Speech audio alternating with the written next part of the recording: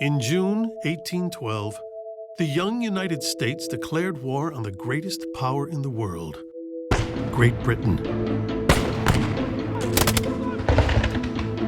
For 2.5 years, Americans fought against the British, Canadian colonists, and native nations in a small but bitter war. Yet in the U.S. today, very little of the War of 1812 lives on in the public mind. It's the forgotten war. It's the war that we don't know too much about. Why was it fought? Where was it fought?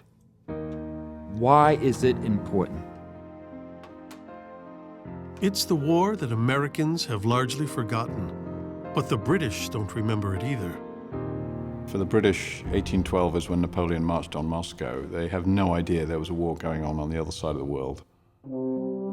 But if it's been forgotten in Britain and the United States, there is a place where people remember the War of 1812, Canada. In our minds, the War of 1812 is where we defend our version of freedom and liberty and democracy. The native nations that fought alongside the British would remember it too, but not as a victory. There's this sense that we lost because what we lost was the ability to govern ourselves on our own land. What lasted on every side was a mythical version of history. Stories grew up that really departed from the truth. These were enshrined in the history books. This was a time when legend and myth often substituted for verifiable history. Even real stories turned into legends. In Canada, both a frontier housewife and an aristocratic British general became national heroes.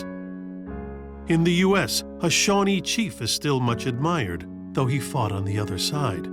And a war composed largely of American defeats is now remembered for a victory at New Orleans, Old Ironsides, the credo, "Don't give up the ship," and a star-spangled banner fluttering in the dawn. 1812 is a tiny war by world standards. Both sides are struggling to try and defend their own borders and attack the enemy. The total number of people killed in the war is very small compared to the major wars of the world, and yet it forges the destiny of a continent for 200 years to come.